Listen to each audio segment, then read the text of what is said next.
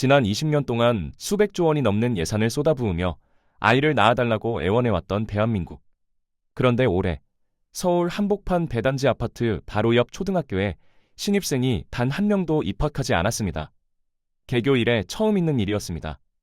그리고 바로 그 나라의 또 다른 운동장에서는 초등학생들이 체육대회를 앞두고 마이크를 잡습니다. 주민 여러분, 오늘 저희들 조금만 놀게요. 시끄럽게 해서 죄송합니다. 저출산이 국가 소멸의 위기라고 온 나라가 목청껏 외치고 있는데 왜 노는 아이들은 어른들의 눈치를 봐야 할까요? 집값에 밀려난 젊은 부모들, 소음 민원에 짓눌린 아이들, 그리고 텅 빈 교실이 만들어낸 기괴한 대한민국의 풍경을 함께 파헤쳐 보도록 하겠습니다. 올해 3월 서울의 한 초등학교 정문에는 입학 축하 현수막이 걸리지 않았습니다. 개교 이래 단 한 번도 빠지지 않던 풍경이었죠. 이유는 단순했습니다. 입학할 아이가 한 명도 없었기 때문입니다. 교육청 통계에 따르면 올해 전국 초등학교 신입생 수는 사상 처음으로 30만 명 선이 무너졌습니다. 불과 10년 전만 해도 45만 명이 넘던 숫자였습니다. 서울만 놓고 보면 상황은 더욱 심각합니다. 전교생 240명 이하인 이른바 미니학교가 5년 새 5배 넘게 폭증했습니다. 대단지 아파트가 병풍처럼 둘러싼 학교조차 예외가 아니었습니다. 그런데 이상한 일이 벌어지고 있습니다. 아이가 없어서 학교가 텅텅 비는 나라에서 정작 학교에 남아있는 아이들은 눈치를 봐야 합니다. 경기도의 한 초등학교 운동회 영상이 온라인에서 빠르게 퍼져나갔습니다. 1학년과 2학년 아이들이 운동장 한복판에 모여 서 있었죠. 달리기를 하거나 줄다리기를 준비하는 게 아니었습니다. 아이들은 아파트 단지를 향해 고개를 숙인 채 마이크에 대고 외쳤습니다. 주민 여러분, 오늘 저희들 조금만 놀게요. 시끄럽게 해서 죄송합니다.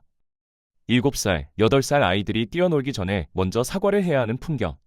영상을 본 사람들 사이에서 소름이 돋는다는 반응이 쏟아졌습니다. 이것이 단순히 한 학교만의 해프닝이 아니라는 사실이 곧 드러났습니다.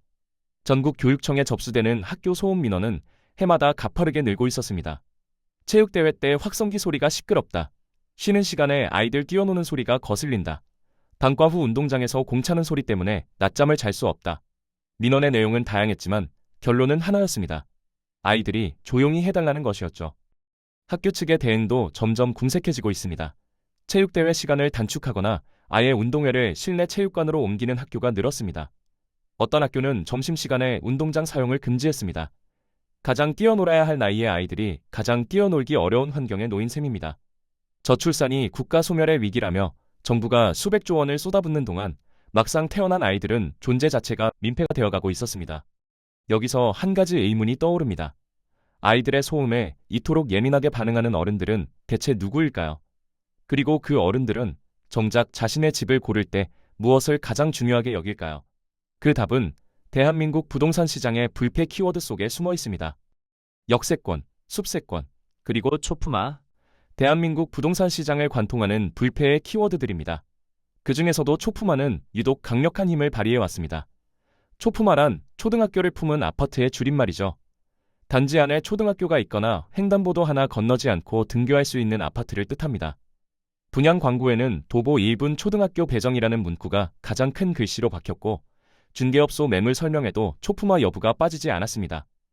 어린 자녀를 둔 부모들에게 통학 안전은 무엇보다 중요한 문제였고 그 수요가 집값에 고스란히 반영되었기 때문입니다. 그런데 바로 여기서 기묘한 모순이 드러납니다. 초품화 프리미엄을 누리며 높은 가격에 입주한 사람들. 바로 그들 중 상당수가 학교에서 들려오는 아이들 소리에 민원을 넣고 있었던 것입니다. 맘카페와 부동산 카페를 오가며 글을 읽어보면 이 이중성이 적나라하게 드러납니다. 한쪽에서는 초품화 아니면 거들떠도 안 본다. 학교 가까운 게 최고의 교육 환경이라는 글이 올라오죠. 그런데 같은 단지 주민 게시판에는 체육대회 날 창문을 열 수가 없다. 아침마다 등교 시간에 시끄러워서 잠을 깬다는 불만이 쏟아집니다. 학교가 가까우면 좋지만 학교에서 나는 소리는 싫다는 논리입니다. 이 모순의 본질은 결국 하나로 수렴됩니다. 초등학교는 내 집값을 올려주는 인프라이지 아이들이 뛰어노는 공간이 아니라는 인식입니다. 학교는 부동산 가치를 높여주는 시설물일 뿐 그 안에서 살아 숨쉬는 아이들의 존재는 부수적인 것으로 취급됩니다. 분양받을 때는 초품화를 외치다가 입주 후에는 아이들 소음에 민원을 넣는 어른들, 저출산을 걱정한다면서 정작 아이들에게는 조용히 하라고 요구하는 사회. 이것이 2020년대 대한민국의 기괴한 민낯입니다. 물론 모든 주민이 그런 것은 아닙니다. 하지만 소음 민원이 해마다 늘어나고 학교들이 체육대회를 축소하거나 폐지하는 현실은 부정할 수 없습니다. 아이들이 마음껏 뛰어놀 권리보다 어른들의 정숙한 주거 환경이 우선시되는 풍토가 자리 잡았다는 뜻이죠. 그런데 한 발짝 물러서서 생각해보면 더 씁쓸한 질문이 떠오릅니다. 민원을 넣을 아이들이라도 남아있으면 다행입니다. 학교 앞 문구점과 분식집, 그 골목 풍경은 이미 빠르게 사라지고 있으니까요. 서울 마포구의 한 골목에 30년 넘게 같은 자리를 지켜온 문구점 셔터가 내려졌습니다. 주인은 폐업 사유를 묻는 질문에 짧게 답했습니다. 손님이 없어서 문 닫는 게 아니에요. 아이들이 없어서 문 닫는 겁니다. 예전에는 학교 시간만 되면 형형색색 필통과 지우개를 고르는 아이들로 북적였죠. 이제는 하루 종일 손님이 서너 명에 불과한 날도 많았습니다. 결국 버티지 못했습니다. 이런 풍경은 이 골목만의 이야기가 아닙니다. 자영업자 커뮤니티에는 어린이 관련 상품의 반품 사태나 폐업 인증이 릴레이처럼 이어지고 있습니다. 동네 마트에서는 어린이 음료 코너가 축소되거나 아예 사라지고 있죠. 키즈 카페가 문을 닫으면 그 자리에 노인복지관이나 요양원이 들어섭니다. 학원가 역시 마찬가지입니다. 한때 빼곡하게 들어찼던 피아노 학원과 태권도장이 하나둘 간판을 내리고 성인 대상 필라테스 센터나 골프 연습장으로 바뀌고 있습니다. 동네의 주인이 바뀌고 있는 겁니다. 놀이터에 아이가 없는 풍경이 더 이상 낯설지 않게 되어버렸습니다. 아이들이 사라진다는 것은 단순히 출생률 그래프가 꺾인다는 의미가 아닙니다. 하나의 생태계가 무너진다는 뜻입니다. 그렇다면 의문이 생깁니다. 왜 아이들이 사라진 걸까요? 정말 젊은 세대가 아이를 낳지 않아서일까요? 아니면 아이를 낳고 키울 수 있는 젊은 부부들이 애초에 이 동네에 발을 들일 수 없었던 걸까? 텅 빈 학교 바로 옆 10억 원을 훌쩍 넘기는 아파트 시세가 그 답의 실마리를 쥐고 있습니다. 단지 한가운데에는 초등학교가 자리 잡고 있는 3천 세대가 넘는 서울 강남의 한 대단지 아파트. 전형적인 초품화 아파트입니다. 그런데 올해 이 학교의 신입생은 두 자릿수에 불과했습니다. 3천 세대가 사는 아파트에서 초등학교에 입학하는 아이가 수십 명도 되지 않는다는 뜻입니다. 부동산 시세표를 보면 이 아파트의 평균 매매가는 20억 원을 훌쩍 넘깁니다. 전세도 10억 원 가까이입니다. 서울에서 맞벌이를 하는 30대 부부의 연소득이 평균 7천만 원 안팎이라고 할 때 한 푼도 쓰지 않고 모아도 전세금을 마련하는 데만 15년 가까이 걸리는 셈이죠. 결혼하고 아이를 낳아 키울 나이의 젊은 부부들이 애초에 이 동네에 발을 들일 수가 없습니다. 그러니 아파트는 가득 차 있어도 학교는 텅텅 비는 기현상이 벌어집니다. 그렇다면 이 비싼 아파트에는 누가 살고 있을까요? 통계청 인구 이동 데이터를 들여다보면 윤곽이 드러납니다. 서울 주요 아파트 단지의 평균 연령은 해마다 높아지고 있습니다. 자녀를 출가시킨 50대 후반에서 60대 부부, 혹은 은퇴 후에도 익숙한 동네를 떠나지 않는 70대 노년층이 줄을 이룹니다. 이들에게 학교는 더 이상 필요한 시설이 아닙니다. 오히려 체육대회 날 들려오는 함성이 소음으로 느껴질 뿐이죠. 집값을 떠받치는 초품화 프리미엄의 수혜자들이 정작 학교를 필요로 하지 않는 아이러니가 벌어지고 있는 겁니다. 결국 서울 학교가 텅 비는 이유는 단순히 저출산 때문만이 아닙니다. 아이를 낳을 젊은 세대가 서울 밖으로 밀려났기 때문입니다. 치솟는 집값은 청년들에게 서울을 떠나라는 퇴거 명령이나 다름없었습니다. 신혼부부들은 전세 자금을 감당할 수 없어 경기도 외곽으로 더 먼 수도권으로 이사를 떠났습니다. 통계청에 따르면 지난 10년간 서울을 빠져나간 인구 중 압도적 1위 사유가 바로 주택 문제였습니다. 집값에 떠밀린 엑소더스가 조용히, 그러나 대규모로 진행되어 온 것입니다. 그렇다면 서울을 떠난 젊은 부모들은 어디로 갔을까요? 그리고 그들이 몰려간 그곳의 학교는 과연 어떤 상황일까요? 서울과는 정반대의 풍경이 펼쳐지고 있는 경기도 화성시의 한 초등학교. 한 반에 35명이 빼곡히 앉아 있습니다.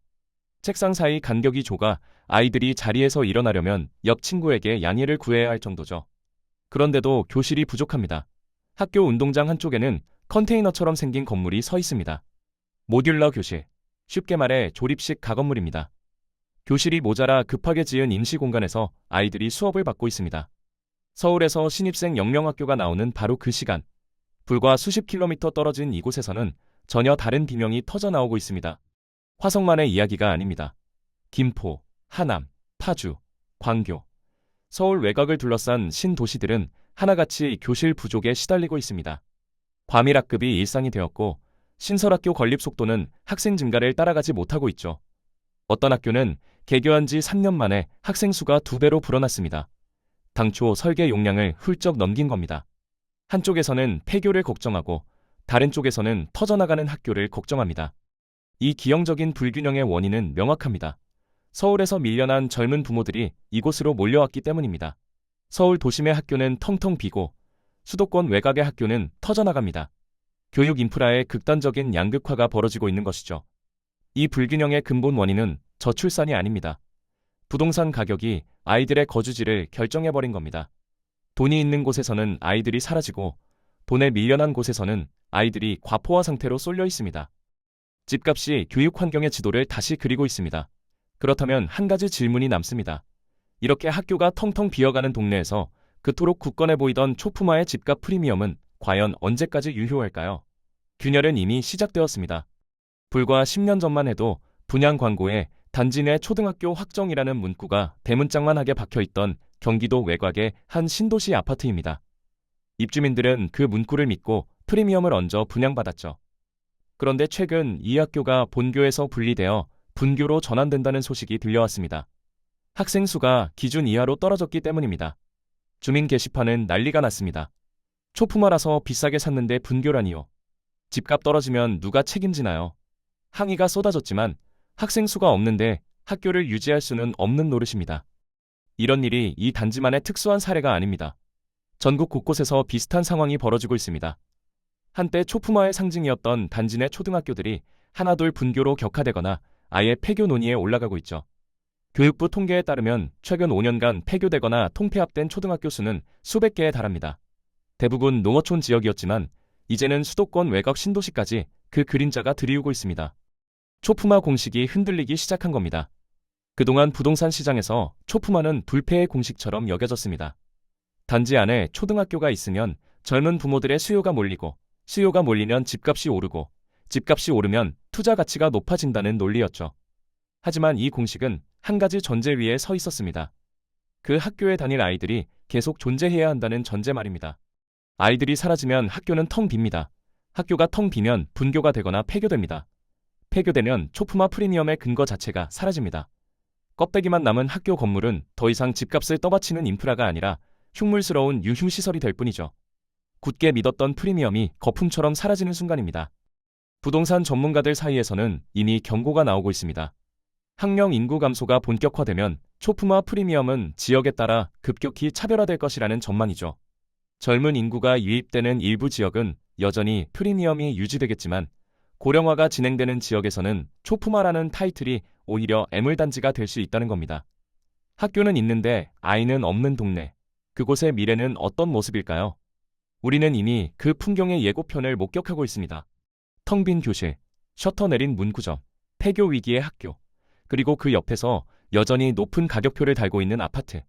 이것이 우리가 목격하고 있는 예고편의 풍경입니다. 그런데 한 발짝 물러서서 이 풍경을 바라보면 더 근본적인 질문이 떠오릅니다. 대한민국은 지난 20년 동안 저출산 문제를 해결하겠다며 대체 무엇을 해왔을까요? 숫자부터 짚어보겠습니다. 2006년부터 2024년까지 정부가 저출산 대책에 쏟아부은 예산은 누적 380조 원을 넘어섰습니다. 서울시 1년 예산의 10배가 넘는 돈입니다. 출산 장려금, 육아휴직 지원, 보육시설 확충, 신혼부부 주거 지원, 온갖 정책이 쏟아졌습니다. 그런데 결과는 어땠을까요? 합계 출산율은 정책 시작 당시 1.1명대에서 지금은 0.7명대로 오히려 추락했습니다. 전 세계에서 유례를 찾기 어려운 수치입니다. 수백조 원을 쓰고도 상황이 나아지기는커녕 악화된 이유는 무엇일까요? 어쩌면 우리는 문제의 본질을 외면해 왔는지도 모릅니다.